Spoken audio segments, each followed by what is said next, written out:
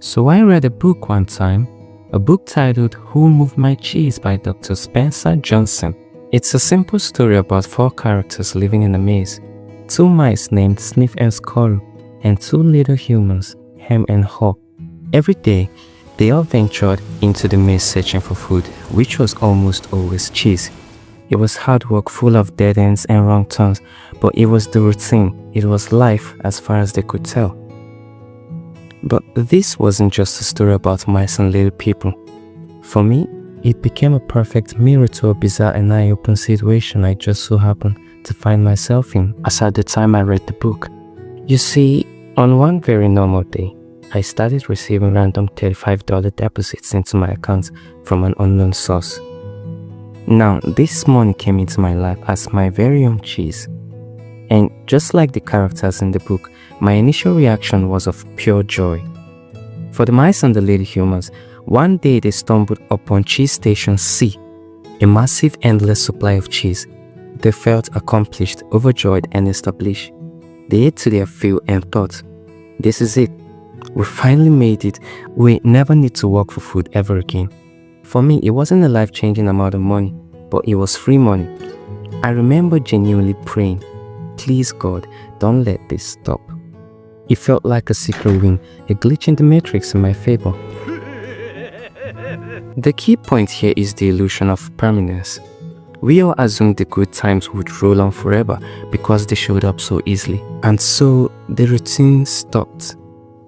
The little guys quit their daily search. They built their entire lives around that one cheese station. They became so confident that the cheese would always be there, that they even started inviting friends over to party, to bask in their success.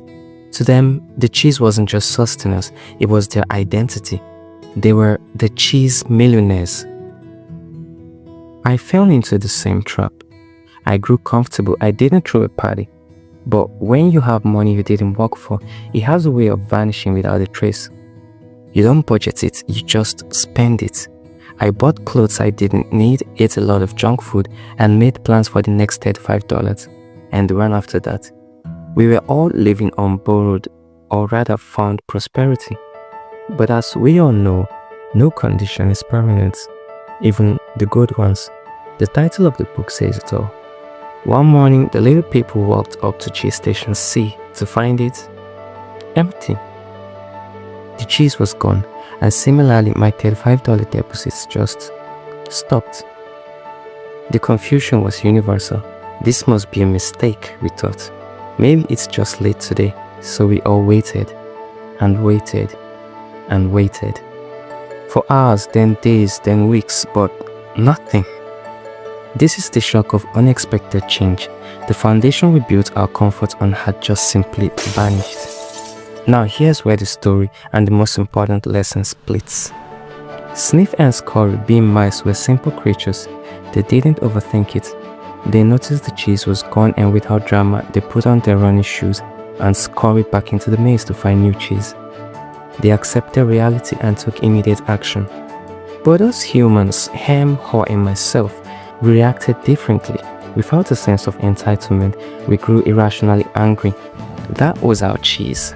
Whoever moved it is unfair. They have to put it back. We were victims. We wasted precious time complaining, analyzing and waiting for the situation to fix itself, refusing to accept that the era of free cheese was over.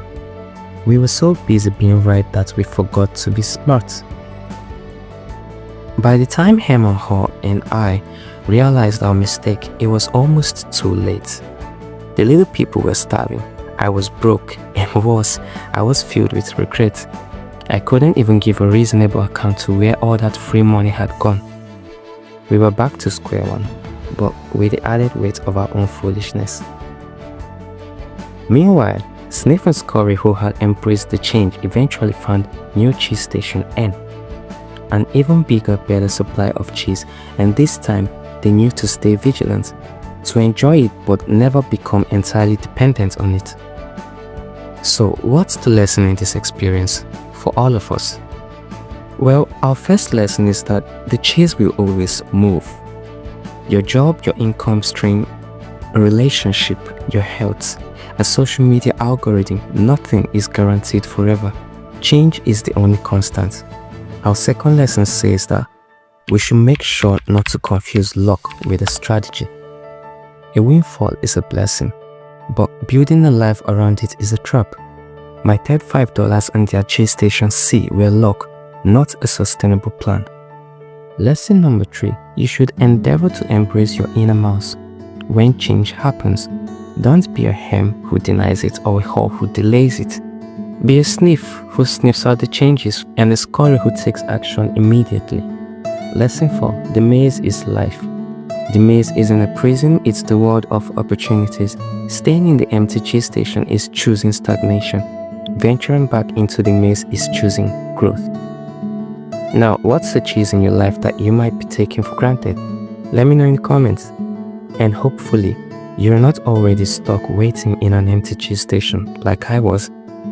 You see, the goal isn't to find one permanent cheese station. The goal is to become so skilled at navigating the maze that you're never afraid to find a new one. I learned this the hard way, and it's a lesson I'll never forget. I hope by sharing this, you can learn it too, without having your own $35 or your cheese completely disappear.